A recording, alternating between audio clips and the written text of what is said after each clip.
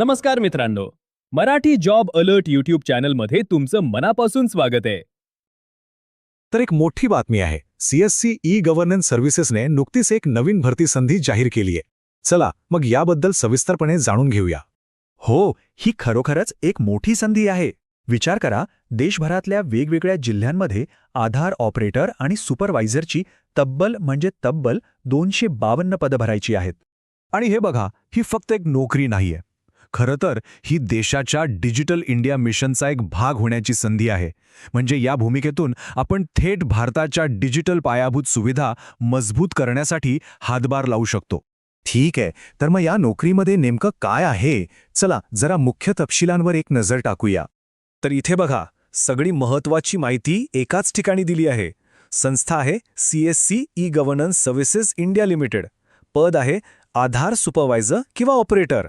आणि हो, एक गोष्ट लक्षात ठेवायला हवी, ही नोकरी 1 वर्षाच्या कॉन्ट्रॅक्टवर आहे आणि अर्ज फक्त आणि फक्त ऑनलाईनच करता येणार आहेत. ओके, ही संधी खूपच चांगली वाटतेय नाही का?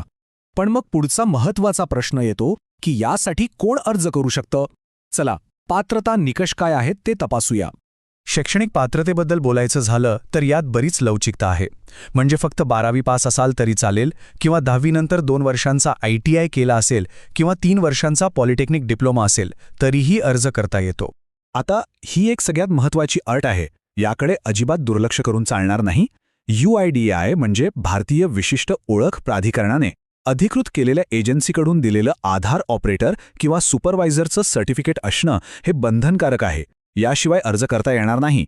बरं, त्या सर्टिफिकेटशिवाय अजून काही गोष्टी आवश्यक आहेत, जसं की वय कमीत कमी 18 वर्ष पूर्ण हवं, कम्प्युटरचं बेसिक नॉलेज आणि बोलण्याचं चांगलं कौशल्य हे तर असायलाच हवं. आणि हो, एक गोष्ट आहे की जे स्थानिक उमेदवार असतील त्यांना प्राधान्य दिलं जाऊ शकतं. ठीक आहे, जर हे सगळे निकष पूर्ण होत असतील तर मग पुढची पायरी म्हणजे ऑनलाईन अर्ज कसा करायचा ते पाहूया. ही अर्ज प्रक्रिया ना पूर्णपणे ऑनलाईन आहे. आपल्याला काय करायचंय तर career.csccloud.in या अधिकृत CSC जॉब पोर्टलवर जायचंय. तिथे जाऊन आधी रजिस्ट्रेशन करा. मग आधार सुपरवायझर/ऑपरेटरची जाहिरात शोधा. सगळी माहिती वाचून फॉर्म व्यवस्थित भरा. आवश्यक कागदपत्र जसं की शिक्षण, आधार सर्टिफिकेट आणि ओळखपत्र अपलोड करा. आणि शेवटी फॉर्म सबमिट करून त्याची एक प्रिंटआउट काढून ठेवा. भविष्यात उपयोगी पडेल. चला, अर्ज तर भरला, पण त्यानंतर पुढे काय होणार? निवड प्रक्रिया कशी असेल? चला, या प्रवासावर एक नजर टाकूया. तर ही निवड प्रक्रिया काही टप्प्यांमध्ये होणार आहे. पहिल्या टप्प्यात आलेल्या अर्जांमधून पात्र उमेदवार निवडले जातील. मग दुसऱ्या टप्प्यात त्यांच्या कागदपत्रांची पडताळणी होईल. त्यानंतर गरज वाटल्यास एक छोटी मुलाखत किंवा चर्चा होऊ शकते. आणि या सगळ्यानंतर मग अंतिम निवड करून पोस्टिंग दिली जाईल. आता येतो महत्त्वाचा प्रश्न, पगाराचा. तर या पदासाठी जो पगार आहे तो प्रत्येक राज्याच्या नियमांनुसार ठरेल.